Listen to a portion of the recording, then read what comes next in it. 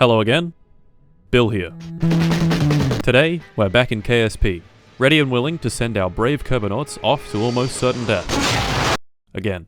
In this episode of our space catastrophe journey, we're taking another step towards the stars and going to the other planets in our own solar system. Hey there. In case you forgot, our glorious, patriotic, and ethically dubious space program has one goal. Reach another star system, land on its exoplanet, plant a flag, and return. Great sacrifices have been made in this pursuit, and a great many more will surely come. So what happened in the last episode? Well, we flew our first mission, almost got to orbit, actually got to orbit, told Kevin off for being a terrible student. Yeah, you heard me. Went on a boring trip around the moon, and then did a solid moon landing. Nice. Oh yeah, and Jeb died. Rest in peace. It's okay though, because we have a replacement pilot, Valentina Kermit. Like the video if you think Valentina will live out a long and illustrious career in the Bean space program. To achieve our ambitious goals, we've loaded the game up with mods, creating a buggy, unstable, and feature-packed mess of a game. In this video, we're going to go and create some surface bases on the planets in our solar system. We'll sprinkle a couple on Duna and Eve, maybe some around the local gas giant Jool, and finally, one on the furthest out planet, Elu. So what have we done since the last video? Well, a few things, all within the Kerbin system. We sent Valentina to Kerbin's other moon, Minmus, we went to the moon a couple more times, and we also, maybe, could have, possibly, killed all the remaining Kerbals. That didn't take long. Valentina died in a tragic time acceleration accident while trying to get back into her capsule on the moon. Bob also died in a tragic time acceleration accident while trying to land on the moon. Oh! My fuck! And Bill died after taking this terrible affront to God for a high-speed test drive. Oof. Oh. So no more Jeb, Val, Bob, or Bill. Rest in peace. Instead, we have recruited Urk and Elza Kerman. They've so far flown a few missions each, and not died in the process. Yet. Anyway, let us continue.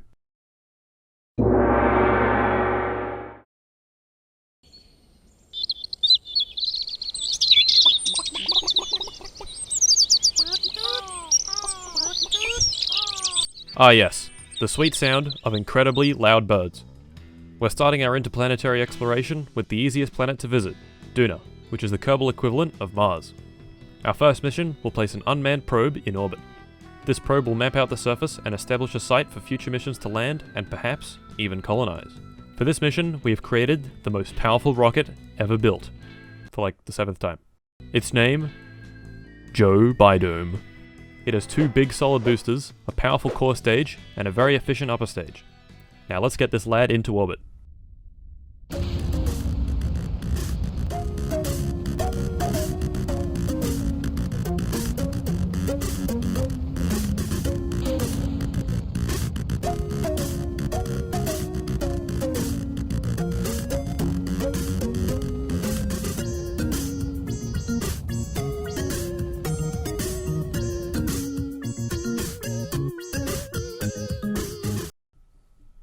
Very nice. We're left with precisely 6,262 meters per second of delta V. Oi sir, what's delta V?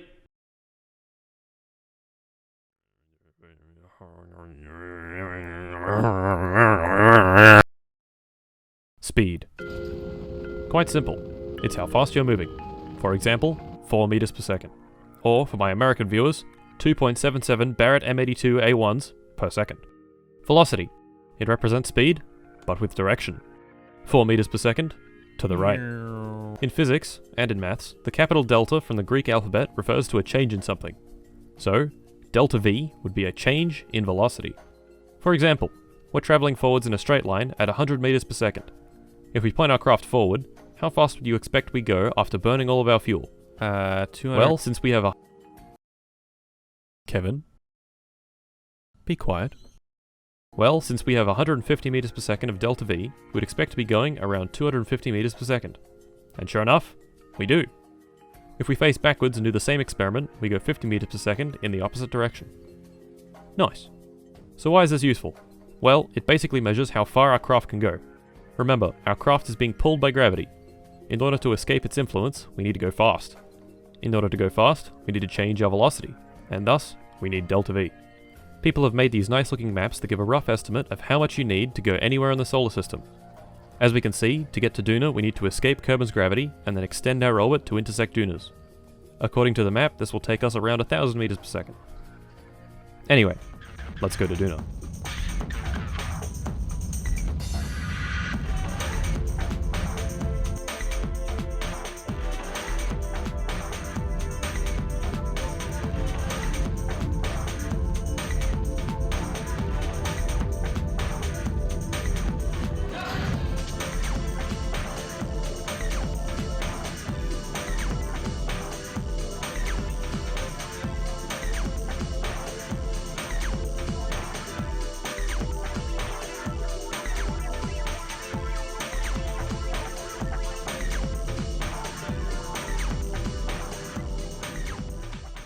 To get our desired trajectory, we carefully plot out a course to a nice low orbit that is highly inclined.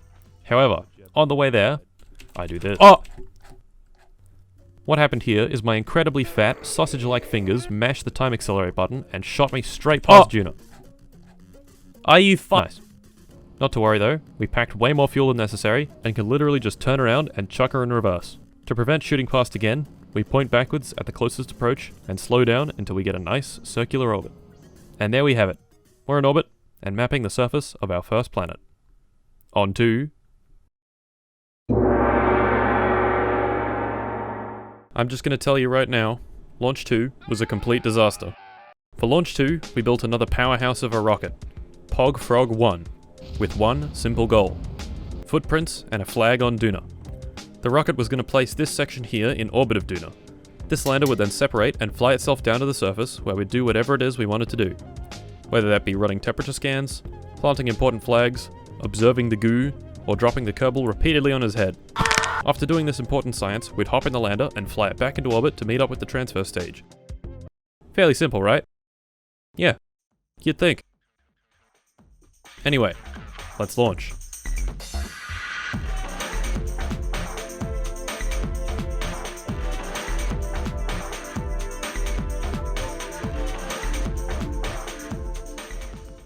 It was here in low Kerbin orbit that I realized my first mistake. Luckily, it was fairly inconsequential. Instead of a scientist, the game had placed an engineer into the rocket, meaning we had to launch a quick ship to swap out the Kerbals. After this, we transferred to Duna. In orbit, we separated the lander, hopped inside, and lowered our orbit into the atmosphere.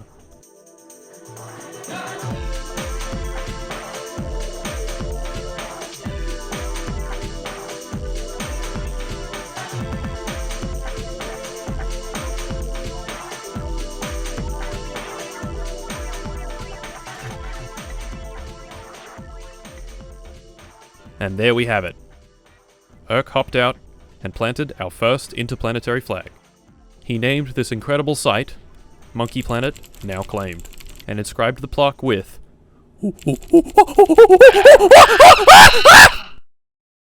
truly an event to behold. It was at this point that I ended the stream. It was quite successful. Nothing exploded, no Kerbals died, generally, good stream. If only the next went as smoothly. The next stream began where the previous left off. We just landed and collected some sweet science. Now, in KSP, you can quite easily rack up huge amounts of science by visiting different biomes, and this is what I planned to do first thing this stream. Lucky for us, there was a different biome quite close to our landing site, so I decided to go and visit. And then, this happened.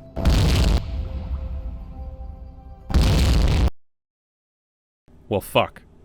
No way to get back into orbit, no way to meet up with the transfer stage, and no way to get back home. Poor Urk was stranded. So, we immediately got to work on...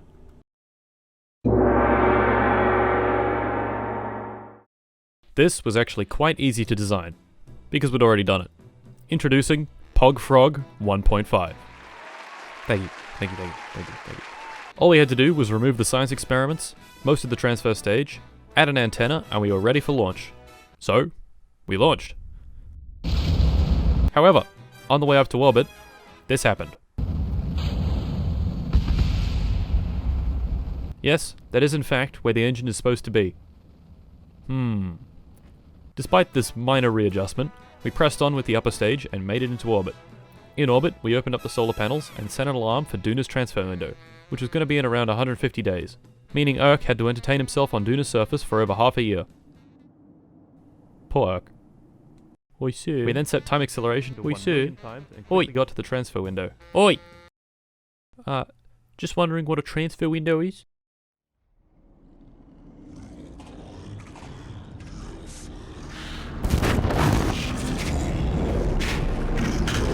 Nah, that's it. I've had enough.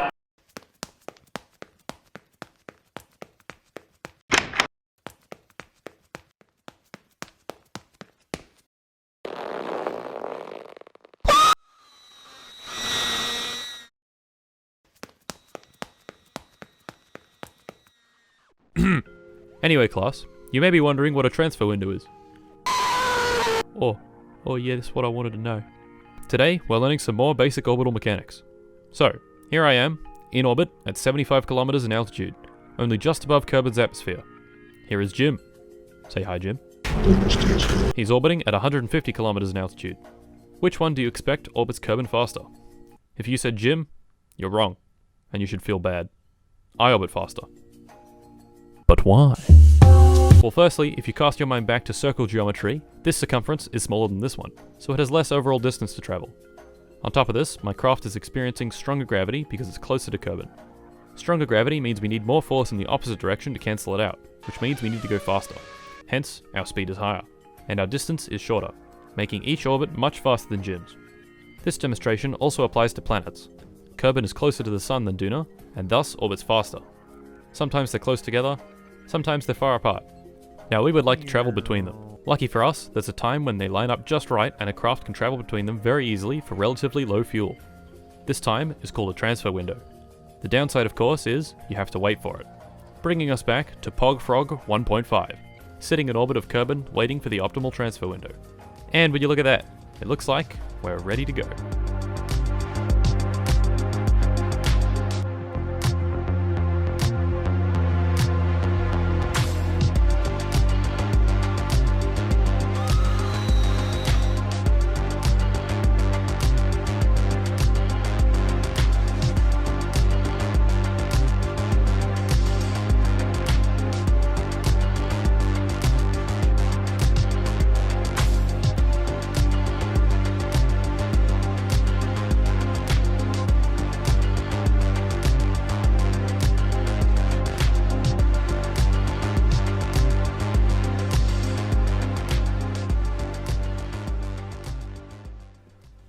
Now, we have a slight problem.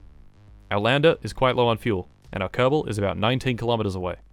Quite close to a half marathon distance. So, we better start waddling.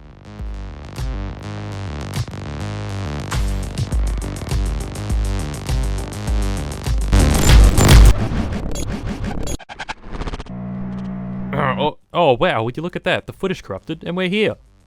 Amazing. We seem to be very low on fuel, but that should be okay.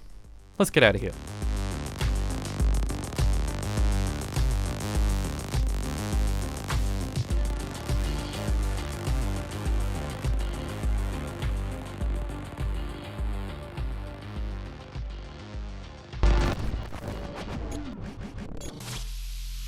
Oh, what the fuck? Hold on, let me fix that.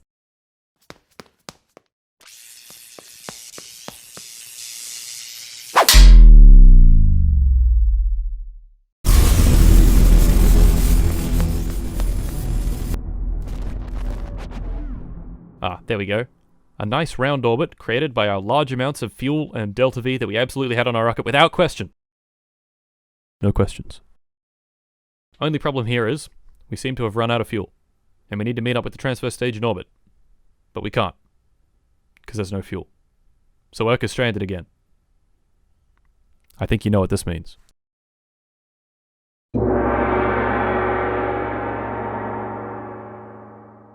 This mission is even simpler than the last one. Because Urk is no longer on the surface of Duna, we don't need to include a lander. Instead, we can simply include a small orbital vehicle for Urk to use to reunite him with the transfer stage. Unfortunately for Urk, although this rocket is on the pad and ready to go, he'll still need to wait another 150 days for the transfer window and another 100 for the transfer itself. Poor Urk.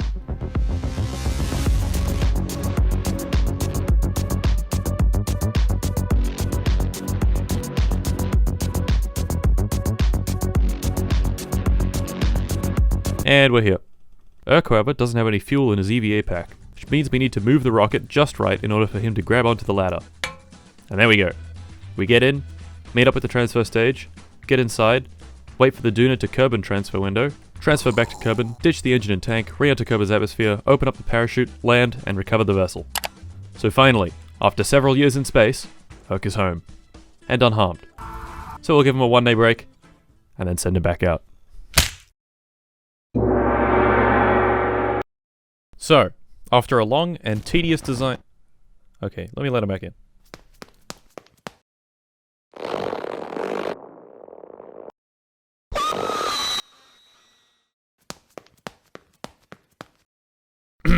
Anyway, after a long design process, here is what the program has come up with. The wonderfully named Urk's Tomb, to remind him of how long he's going to be staying there. This craft is a ground base. Its goal is to land on the surface of Duna and use this little module here, a science lab. In a science lab, you place important data, collected from experiments, and analyze it. It takes in one science as one data, and after analysis, gives you 5 science. So basically, science times 5. Pretty pog if you ask me. Now, Mr. Kevin. Oh yeah? I'm going to issue you a challenge. If you can design the transfer craft and launcher for this base, I won't throw you into space ever again. Oh, and you have 4 seconds. Go. Okay, time's up. Oh, yeah, I think I did pretty good. Let's see what you got for us, Kevin.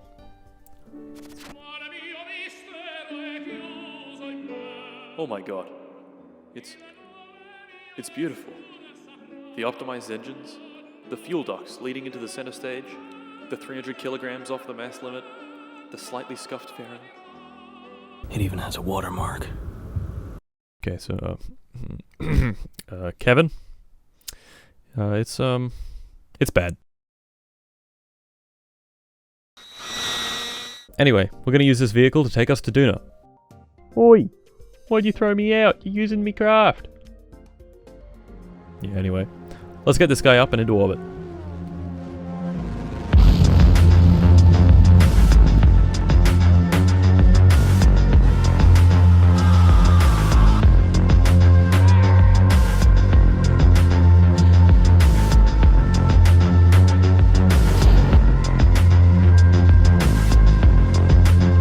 Alright. I think you know the drill by now.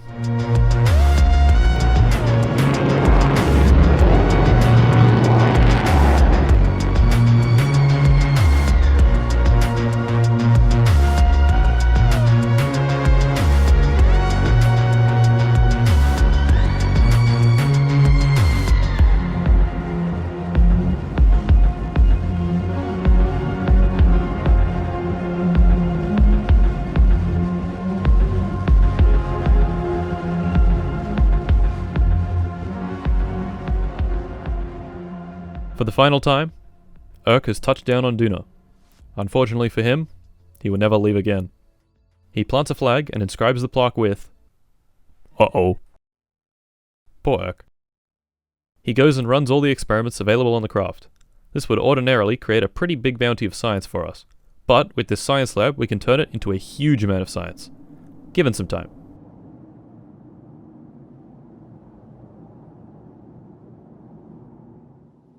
And, after a year and a half of sitting inside a cramped room collecting data, Urk has generated over 8,000 science for the program to use. Urk has made great sacrifices for our space program, and for that, we are thankful. Thank you, Urk. Godspeed. Oh, wait, what the hell? Where'd he go?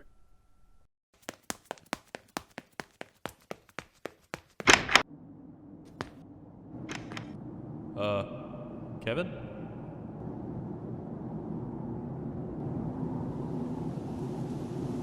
Hey, Kevin, what are you doing? What the fuck? Where'd you get that from? Kevin, get back. Kevin, what the fuck? Where'd you get that? Kevin? I'm doing my own thing. Fuck you. Kevin! What?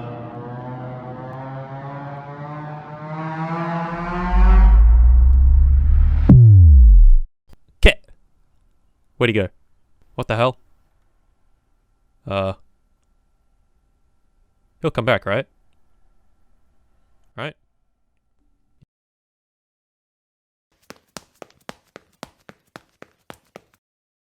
Well, anyway, where were we? Ah, that's right. With our huge bounty of science, we can research new and exciting technologies.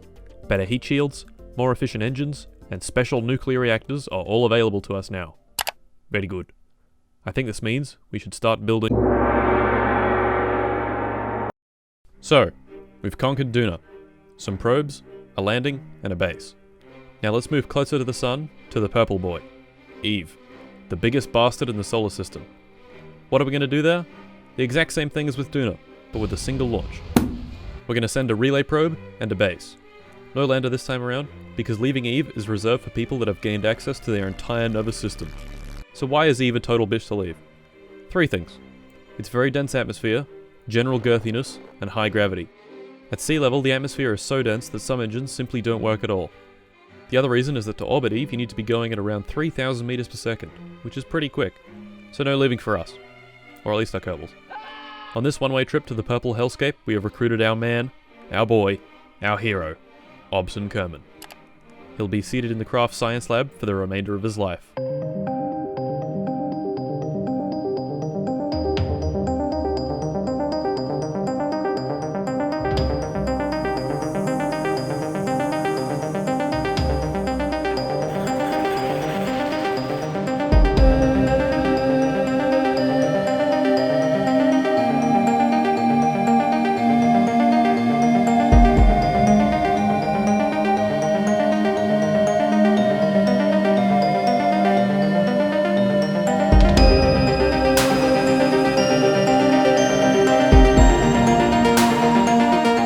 Lower it into the atmosphere.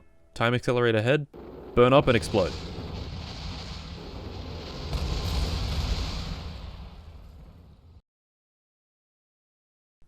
Just kidding, I'm a professional and this is definitely something I would never do. What actually happened is I put the lowest point of the orbit around 50 kilometers up so the atmosphere could slow us down. Wow, would you look at that? It's getting hot. Really, really hot. Must be all that friction, right? Yeah, that friction really generates a lot of heat on re-entry, doesn't it, guys? Yeah, friction! Definitely couldn't be any other mechanism other than friction! Oh.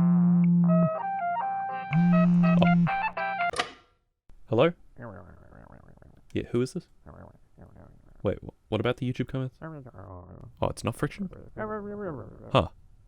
No, I didn't get it wrong in the last video. You see, there's this guy in my class, and he's called Kevin. Hello again? It's me. Vsauce Derek. I'm here to talk to you about compression. No, not video compression. Air compression. Air compression is actually what causes the heating on re-entry. But how? Well, first off, what is air made of? Pretty simple. It's made of molecules. A whole lot of molecules. Now, what is temperature? Also pretty simple. It's how much a given molecule or atom is vibing. More vibes equals more kinetic energy, which equals higher temperature. Fairly simple. So as you can imagine, if you squish a bunch of air molecules together, they're going to bump into each other quite a lot. Bumping into each other equals more vibes, which equals higher temperature. Now normally moving around in the air doesn't burn you to a crisp because the air molecules can get out of the way. However, say we're traveling at a modest 3 kilometers per second. The air molecules now don't have any time to get out of the way and are compressed into a superheated plasma. Pretty cool. Actually no, pretty hot. Which is why we have this heat shield. Anyway, we don't burn up in the atmosphere, deploy the chutes, jettison the heat shield, deploy the legs, and touch down on the surface of Eve. Very good. Obson leaves the confines of the science lab for the last time in his life and plants a flag reading, Obson in the house. Woo woo. Nice. Once he gets back inside, he begins working through the mountain of data, slowly turning it into sweet, sweet science. How much science? Well, after 3.5 years, he manages to acquire 25,000 science points. Well done, Obson. Good job.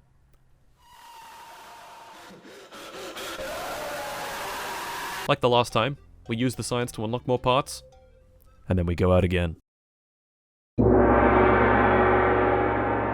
So, there we go. Eve conquered in one launch. Very good. Next up, the Jool system. Now there's a problem with going to Jool. It's very far away, which means our high-powered 4G antennas can't reach it to communicate with our crafts. Even if we upgraded to the skin-melting speeds of 5G, the signal will still be lost behind all the planets. The solution? A relay satellite network in orbit of Jool. Like real 5G, our satellites are short range. So how do we solve this problem? More satellites.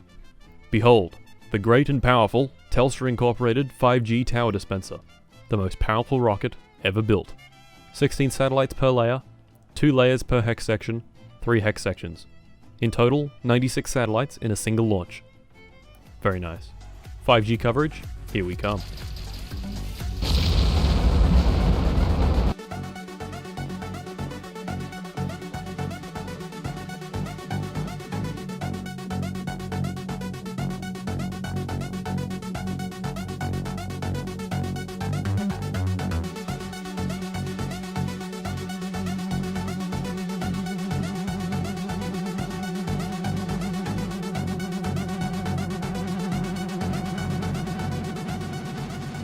To spread the satellites out nice and far, we place the craft into an orbit intersecting Jool's chunkiest moon, Tylo.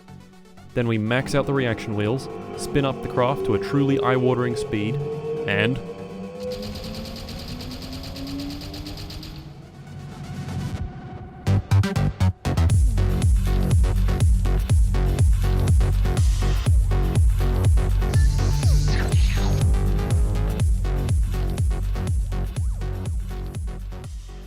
And there we go. We've rendered the map completely unusable, but we've also placed probes absolutely everywhere. I see this as a complete win. Now I know I said I'd do an ELU base this episode, but I can't be asked. Once again, you'll have to wait for episode 3. I'll tell you when the next one comes out, but only if you subscribe. This is not optional. Oh, and also follow my Twitter to gain deep insights into the human experience. This is also not optional. And while you're at it, like the video. Come on now. Being real for a minute, I haven't really acknowledged that I have in fact grown a whole lot. Thank you all for 150,000 subscribers. If you have a 1080p monitor, this is what 150,000 pixels looks like. Each pixel in this yellow square is one of you. Pog. Unless you aren't subscribed. Not Pog. Speaking of not Pog, I've ordered a bunch of new PC bits, but they're all out of stock. Hopefully once they all arrive, the videos can be 60 FPS at 1440p, which will be pretty cool. Anyway boyos, Merry Christmas, Happy Holidays, and adios.